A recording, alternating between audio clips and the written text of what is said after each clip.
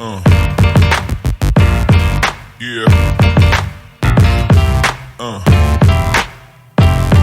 Yeah. Uh.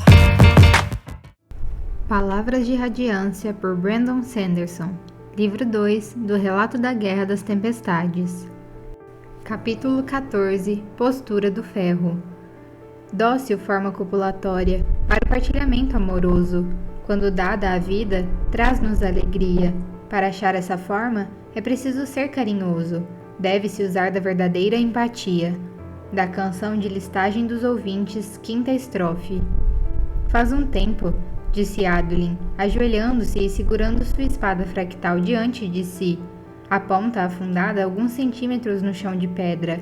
Estava sozinho, só ele e a espada em uma das novas salas de preparação, construídas junto da arena de duelo.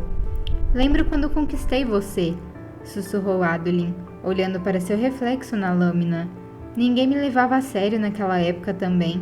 O Janota de roupas bonitas. Tinalar pensou em duelar comigo, só para constranger meu pai. Em vez disso, fiquei com a sua espada. Se ele houvesse perdido, teria entregado a Tinalar sua armadura, que herdara do lado materno da família. Adolin nunca nomeara sua espada fractal. Alguns faziam isso, mas ele nunca considerara apropriado. Não porque achasse que a espada não merecia um nome, mas porque pensava que não sabia o nome certo. Aquela arma pertencera a um dos Cavaleiros Radiantes, muito tempo atrás. Aquele homem dera um nome à arma, sem sombra de dúvida. Chamá-la de outra coisa parecia presunção. Adolin já pensava assim mesmo antes de começar a ver os Radiantes de forma positiva, como seu pai. A espada continuaria a existir depois da morte de Adolin. Ele não era seu proprietário, só a pegara emprestado por algum tempo. A superfície era lisa de modo austero, longa, sinuosa, como uma enguia, com uma crista na parte posterior, como afloramentos de cristais. Moldada como uma versão maior de uma espada longa padrão, ela tinha alguma semelhança com as enormes espadas largas de duas mãos que já vira nas mãos de Papaguampas. Um duelo de verdade, sussurrou Adolin para a espada, com uma aposta real. Finalmente, chega de ser cauteloso, chega de me conter. A espada fractal não respondeu, mas Adolin imaginou que ela o escutava.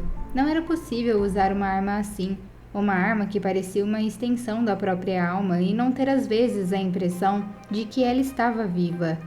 Eu falo de modo tão confiante com todo mundo, porque sei que eles contam comigo. Mas se eu perder hoje, acabou. Mais nenhum duelo, e um nó terrível no grande plano do meu pai. Ele ouvia as pessoas lá fora, pés batendo, vozes tagarelando, pedras arranhando. Tinham vindo, para ver Adolin vencer ou ser humilhado. Essa pode ser nossa última luta juntos, disse Adolin em voz baixa. Agradeço o que fez por mim. Sei que faria o mesmo por qualquer um que a brandisse, mas ainda assim agradeço. Eu quero que saiba que acredito no meu pai. Acredito que ele está certo, que as coisas que ele vê são reais, que o mundo precisa de uma Alecar unida. Lutas como essa são minha maneira de fazer isso acontecer. Adolin e seu pai não eram políticos, eles eram soldados.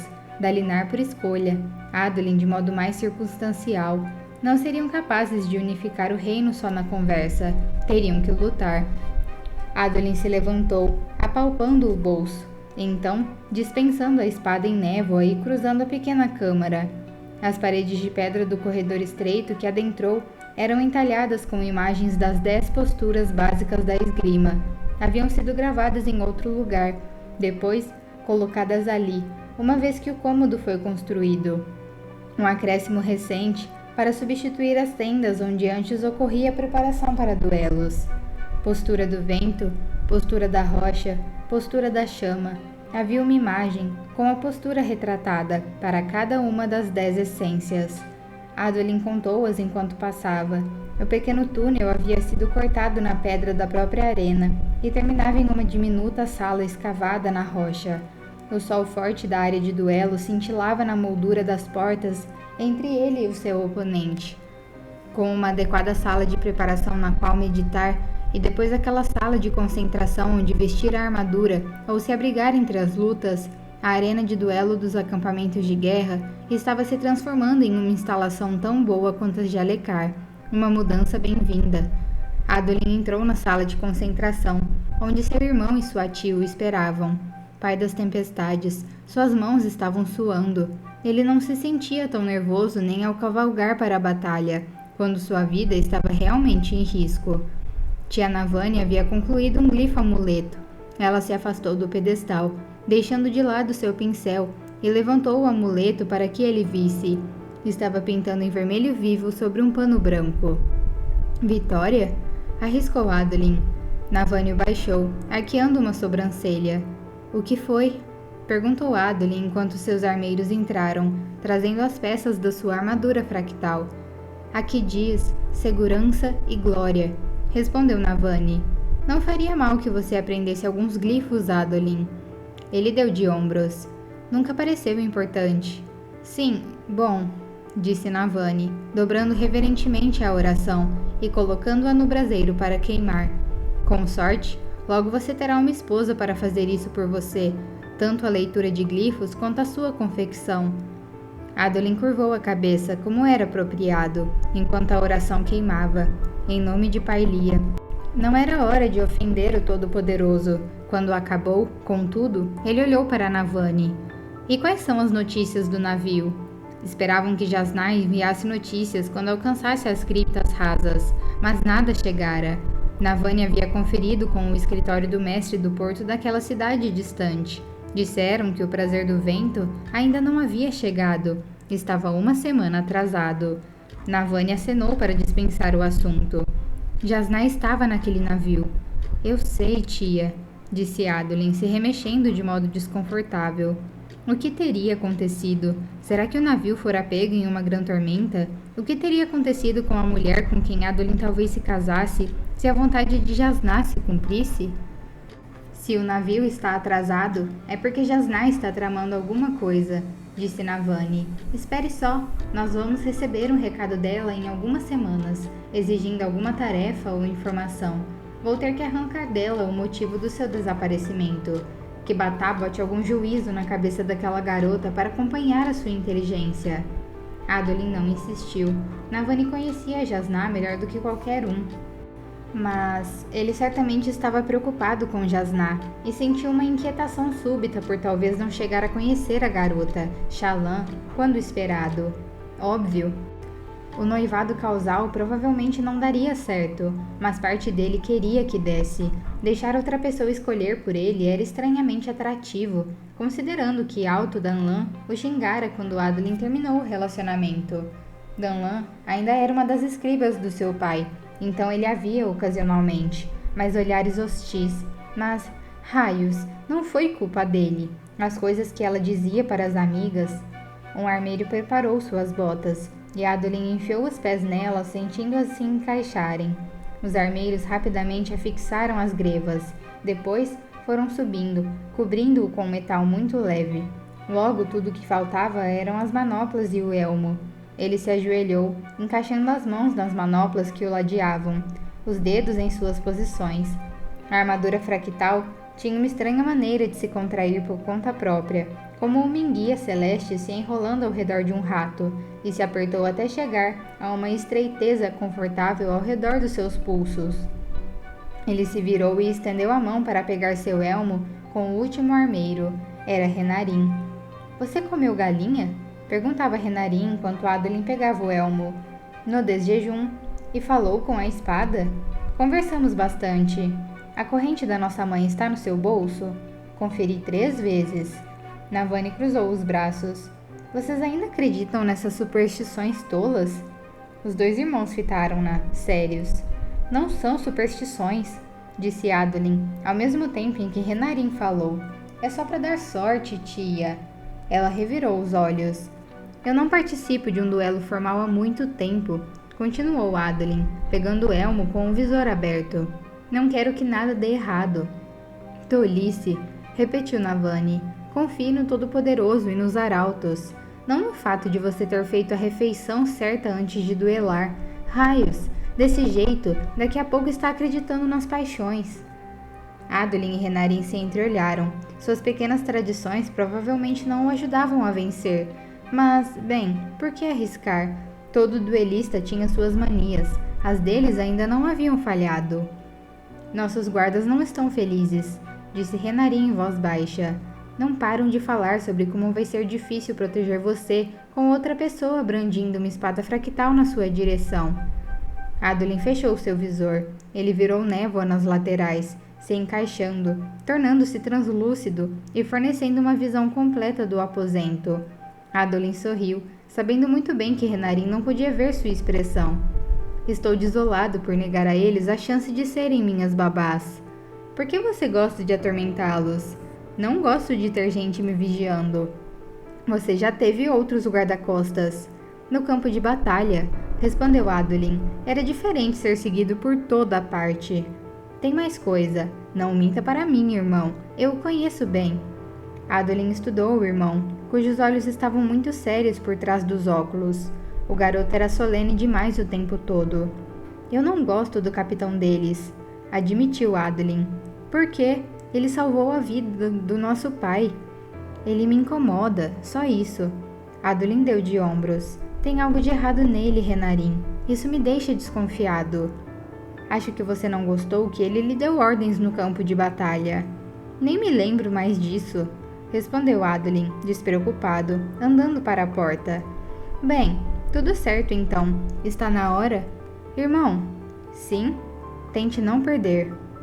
Adolin abriu as portas e pisou na areia. Já estivera naquela arena, usando o argumento de que ainda que os códigos de guerra letianos proibissem duelos entre oficiais, ele precisava manter sua habilidade. Para aplacar seu pai, Adolin evitara duelos importantes, duelos por campeonatos ou por fractais. Não ousara arriscar sua espada e armadura. Agora, tudo era diferente. O ar ainda estava gelado pelo inverno, mas o sol brilhava forte acima de sua cabeça. Sua respiração ecoava contra o metal do elmo, e seus pés esmagavam a areia. Ele conferiu se seu pai estava assistindo. Estava, assim como o rei. Sadeias não viera. Melhor assim. Isso poderia distrair Adolin com memórias das últimas ocasiões em que Sadeias e Dalinar haviam sido amistosos, sentados juntos naquelas arquibancadas de pedra, assistindo a Adolin duelar. Será que Sadeias estivera planejando a traição, mesmo então, enquanto ria com seu pai e conversava como um velho amigo? Concentre-se. Seu inimigo do momento não era Sadeias, embora algum dia, em breve, teria aquele homem na arena. Essa era a meta de tudo o que estava fazendo ali. Por ora, teria que se conformar com Salinor, um dos fractários de Tanadal. O homem só tinha a espada, mas pudera pegar emprestado um conjunto de armadura do rei para um duelo com um fractário completo. Salinor estava do outro lado da arena, trajando a armadura cinza ardósia, sem ornamentos e esperando que a grã-juíza, Alumínio Briistol, sinalizasse o início do duelo. A luta era, de certo modo, um insulto a Adolin. Para que Salinor concordasse com o duelo, Adolin fora forçado a apostar tanto sua armadura quanto sua espada contra apenas a espada do oponente, como se Adolin fosse indigno e precisasse oferecer mais despojos para justificar o esforço de Salinor. Como esperado, a arena estava apinhada de olhos claros.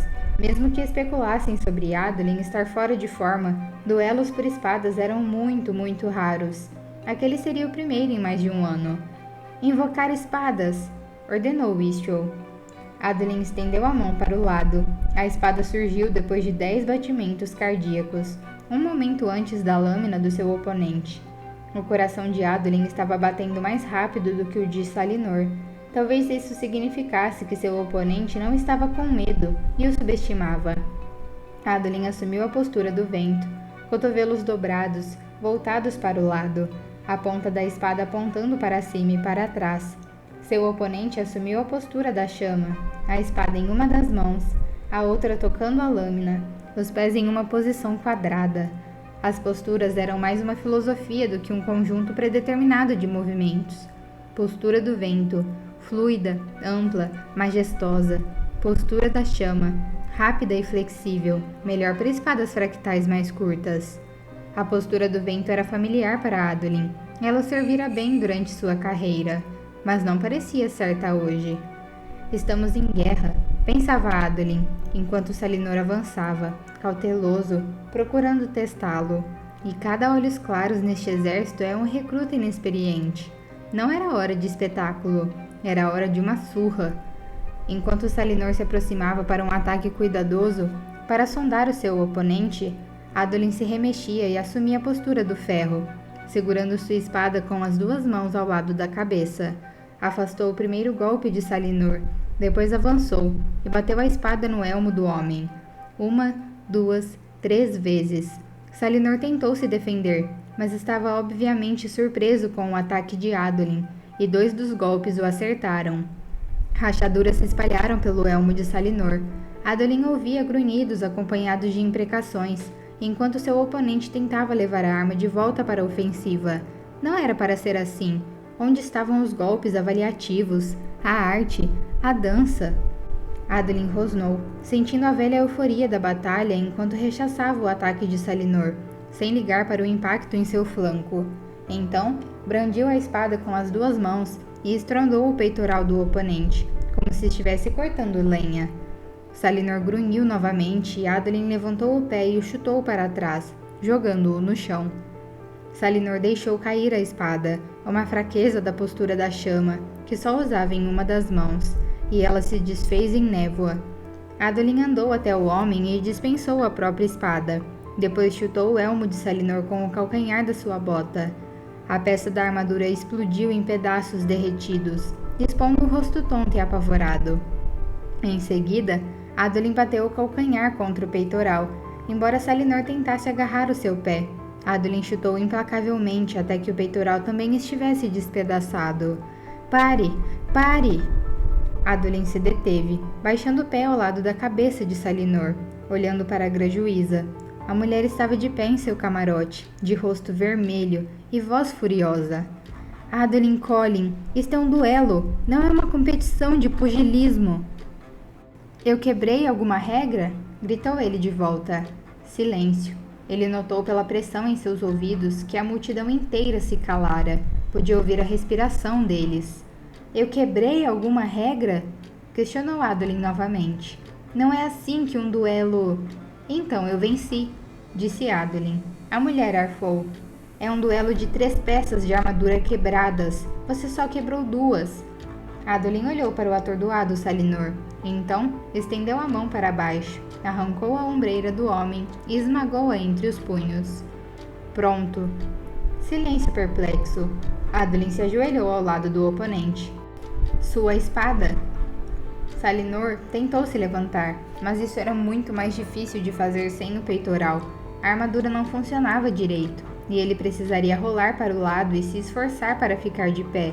Possível, mas obviamente ele não tinha a devida experiência com a armadura para executar a manobra. Adolin jogou-o de volta na areia pelo ombro. Você perdeu, rosnou Adolin. Você trapaceou, gaguejou Salinor. Como? Eu não sei como, é que não se faz. Ele perdeu o fio da meada enquanto Adolin cuidadosamente colocou a mão calçada com a manopla em seu pescoço. Os olhos de Salinor se arregalaram. Você não faria isso. Esprenos de medo se esgueiraram da areia ao redor do homem. Meu prêmio, disse Adolin, sentindo-se subitamente esgotado. A euforia nele se apagou. Raios, nunca havia se sentido assim em um duelo. A espada de Salinor apareceu na mão do homem. O julgamento vai para Adolin Collin, o vencedor, proclamou a grajuíza, soando relutante. Salinor Eved perdeu a sua espada. Salinor deixou a espada escorregar de seus dedos. Adolin tomou-a e se ajoelhou ao lado do oponente, segurando a arma com o punho voltado para o homem. Rompa o laço. Salinor hesitou, então tocou o rubi no punho da arma. A gema brilhou em um súbito clarão. O laço havia sido rompido. Adolin se levantou, arrancando o rubi, depois esmagando-o na manopla. Isso não era necessário, mas era um belo símbolo. A multidão finalmente fez barulho, um burburinho frenético. Tinham ido ver um espetáculo. Em vez disso, assistiram a um ato de brutalidade. Bem, as coisas costumavam ser assim na guerra. Imaginava que fosse bom que eles vissem. muito embora, quando voltava para a sala de espera, se sentisse inseguro. Tinha sido imprudente. Dispensar sua espada? Colocar-se em uma posição onde o inimigo poderia ter facilmente alcançado seus pés? Adolin entrou na sala de preparação, onde Renarin o fitou com olhos arregalados. Aquilo foi incrível! Disse seu irmão mais novo. Deve ter sido a luta fractal mais curta já registrada. Você foi fantástico, Adolin. Obrigado. Ele estendeu a espada fractal de Salinor para Renarin. Um presente. Adolin, tem certeza? Quero dizer, não sou exatamente o melhor com a armadura que já tenho. Pode muito bem ter o conjunto inteiro. Tome. Renarin pareceu hesitar. Tome, repetiu Adolin. Relutante, Renarin lhe obedeceu. Depois, fez uma careta ao pegar a espada. Adolin balançou a cabeça, sentando-se em um dos bancos reforçados para aguentar um fractário. Navani entrou no recinto, vinda de um dos assentos acima. O que você fez não teria funcionado com um oponente mais habilidoso, observou ela. Eu sei. Foi inteligente, então. Você disfarçou sua verdadeira habilidade. As pessoas vão achar que venceu por astúcia, armando uma cilada em vez de duelar de verdade. Podem continuar subestimando você. Posso usar isso para lhe conseguir mais duelos. Adolin assentiu, fingindo ter sido esse o motivo do que fizera.